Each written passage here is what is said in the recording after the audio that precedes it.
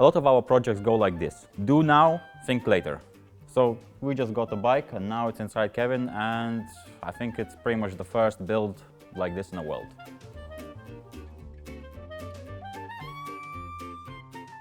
Hi, my name is Mark. I'm part of the NIGHTRIDE crew, and we are automotive media bunch of guys that live in Poland, and we film random videos with cars. Are you gonna film them from here? That's Boogie, the one on the front seat. That's the guy who crashed the E36. Probably most people that follow us probably came from that video. And that's Bozo. That was smooth, though. Bozo is, anyway, and Sam is sitting right there behind the camera. You're gonna see him in a moment as well. Should I say anything else about them, or? Nothing to say about these guys, fucking hell, they just...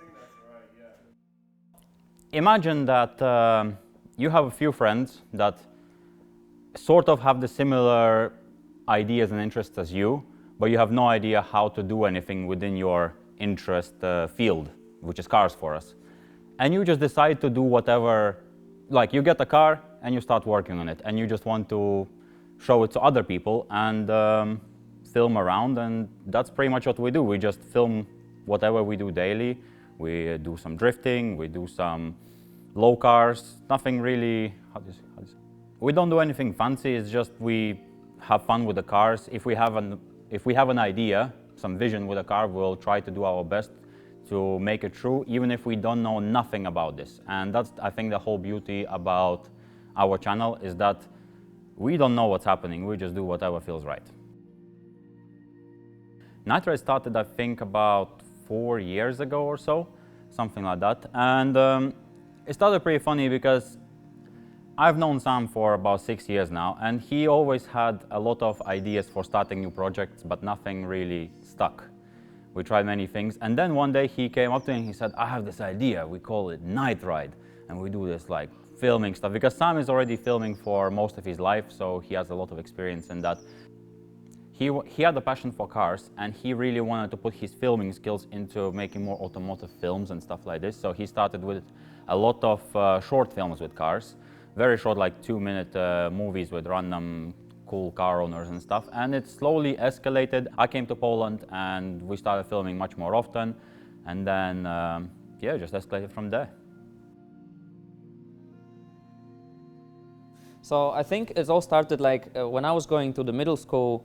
The law in Poland allow to 12 years old kids to have a moped, like a 50cc motorbikes, and like back then everyone in our age, like 13 years old, we had, you know, mopeds and little motorbikes, which was super cool because we could actually, as a teenager, start to, you know, work on them. And everyone that was like into cars and into like Fast and Furious or Need for Speed games wanted to make his moped or bike, you know, different than the others. So I think this is how it started, like the love for whole customization and like working on the cars for me with the little like scooters. And then we were 18, we got driving license, first cars, and then, you know, it escalated from this. And here in Poland, usually when you get your first car, it's usually like a very cheap shitbox, and it breaks a lot, so you need to just, you know, spend some time and work on it.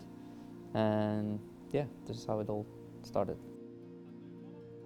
When I bought the Miata, initially there was no purpose on it to be a car for, you know, making videos and stuff.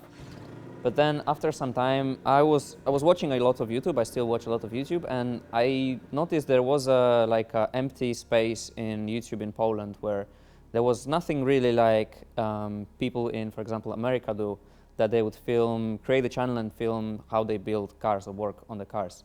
And back then, the Miata was my first like a proper car, that the one I really liked and I wanted to work on.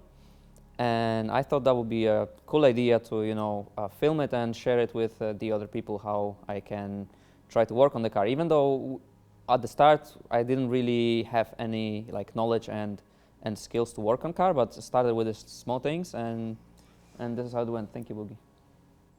We didn't expect, honestly, that we're gonna blow up to the scale that we did. And it feels crazy to know that that many different people from different parts of the world know who we are, or even just seen a single video.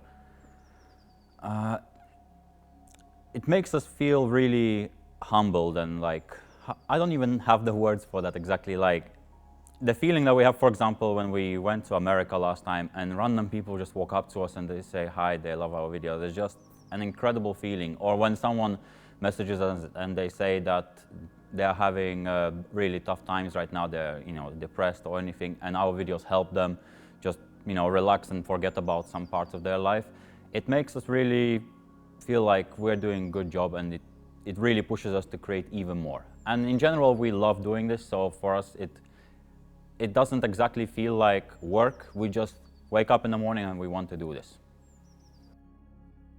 Usually we say we meet with the boys in a garage at 7 a.m. So at 9 a.m. we wake up, and me and Marek, we meet in garage at 9 a.m., 9:30. Boz and Boogie, they coming like 1 p.m., maybe 2 p.m. And we... Now they text us at 2 p.m. that they coming. Hey, are we doing anything? Yeah. There's nothing really planned anytime. We just coming here, have fun. Everyone just does something with his car, or we all work on the same thing at the moment. Usually we just spend some time in a garage, then you go eat somewhere, be back here, work on cars, go for a drive, be back here. Like, if you are here, probably most of the day there is someone here. Like, either it's me, Marek, on the boys, or some of our friends as well.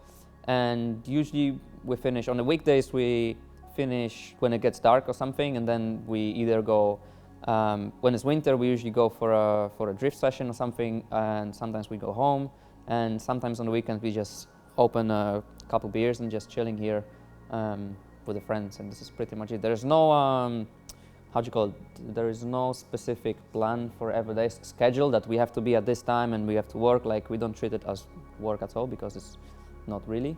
This is our place to chill and work on cars. And actually the first car that we actually completed is the S13, and we completed it like 2 days ago. And I think many would agree with me that you'd never complete a project car unless you just want to build it quickly and sell it, or unless you have like I don't know, you're building a new Aston Martin, but it's like a crazy thing.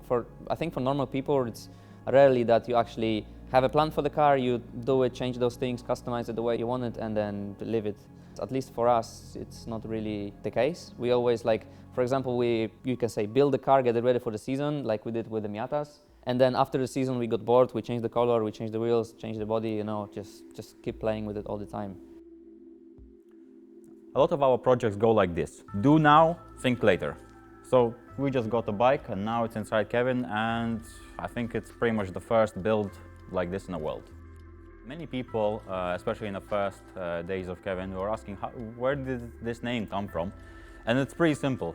We're driving the lorry with Boogie, me, Boogie, and Sam, and on the way back, he was like, yo, this K-van is so cool. Let's call him Kevin. And we're like, yeah, okay. So we called it Kevin. Simple as that. Kevin started its life as a simple idea, just to buy a van and just make it nicely low and drive it around and have fun with it. But then it escalated a bit more and more. And then the engine stopped working. Basically, it was a very old engine. We didn't take care of it. So there was an idea to put a motorbike engine inside. And then everyone got drunk. Maybe not only drunk. But yeah, next morning, there was realization that everyone decided that we should put a bike inside of Kevin instead. What's the point to buy a motorbike, take an engine out of it and put it inside the car, if you can just put the whole bike in? Genius! I think the whole process of build and like figuring out stuff and spending hours in a garage with friends is more enjoyable than actually looking at your finished car. It's more about journey than the final product, at least for me. And if it would be just about making the car ready and pretty, you could just buy parts and put it on one day and just have the car. It wouldn't work the same as it is now. And the fact that we film it and share it with other people on YouTube even pushes us more, because people wait for the next step of what we do, and they write comments and they do all this stuff that motivates us more to go and do what we do. Yeah. We are not involved a lot in car communities here.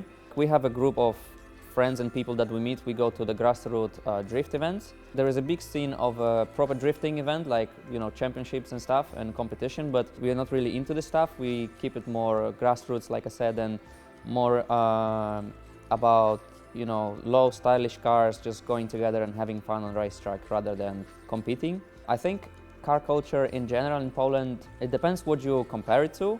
For example, I think if you compare it to neighbor countries like Czech Republic or Slovakia, it's pretty advanced. It's way more things happening here, and the style of the cars is much better than there. But if you're comparing, for example, to Ireland, where for the last 2 years we've been there, I think 2 or 3 times, and the car culture in Ireland is so much more advanced than here, because their parents, their grandparents, they were already racing cars and rallying cars when our parents and grandparents were stuck in this country when the communism was in, and there was pretty much no cars or no possibilities to work on them. So older people don't really get our passion. They don't really understand it. There might be some misconceptions. For example, there is a lot of issues with the racetracks when people are building houses next to racetracks and then they complaining about the noises on the racetrack, which is dumb. And then the racetracks are getting, you know, closed, or like there is some restrictions going on. And also because there is some groups of people or organizations that are responsible for those car meets on the streets, where a lot of cars coming to one place and then they do stupid shit on the roads and they driving recklessly and dangerously, and then it gets into the news, and of course old people watch news, and that's why they think of, you know, cars and car culture like this. That's why we don't really go into like a car meets or you know, those events, because we don't really want to be associated with, you know, reckless driving or just doing dumb stuff on the road. Of course, we go street drifting, we go mountains, but we go in the middle of the night alone, you know, just keep it for us, keep it low profile, I guess, instead of just going there to film some TikTok videos of, you know, some Audis crashing into another Audi. Yeah. It's always fucking Audi. There's a question here. Can you describe why you love Audi so much?